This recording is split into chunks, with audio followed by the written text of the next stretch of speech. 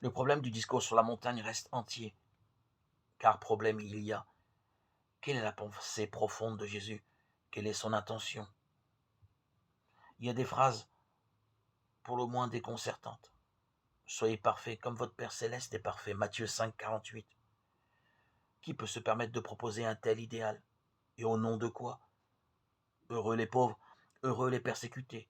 Comment expliquer la conjonction de ces mots qui se heurtent et s'opposent? Faut-il interpréter? Faut-il comprendre ces mots autrement que dans leur sens habituel? Faut-il les entendre dans un contexte qui nous est aujourd'hui étranger, qu'il nous faut reconstituer pour en saisir le sens profond?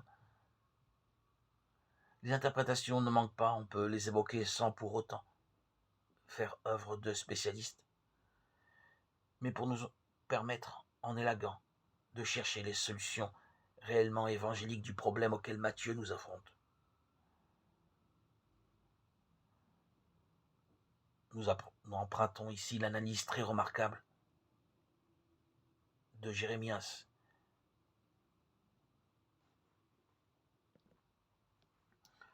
qui en donne une interprétation moralisante.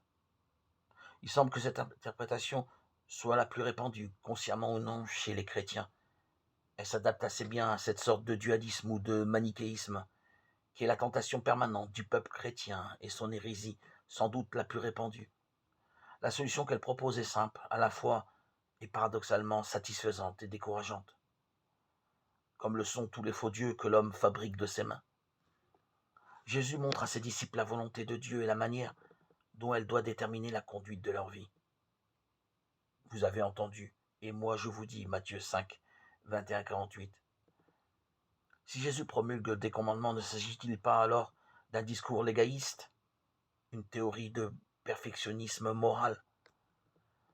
Dans cette perspective, il importe de ne pas idéaliser le discours, mais de prendre les phrases au pied de la lettre.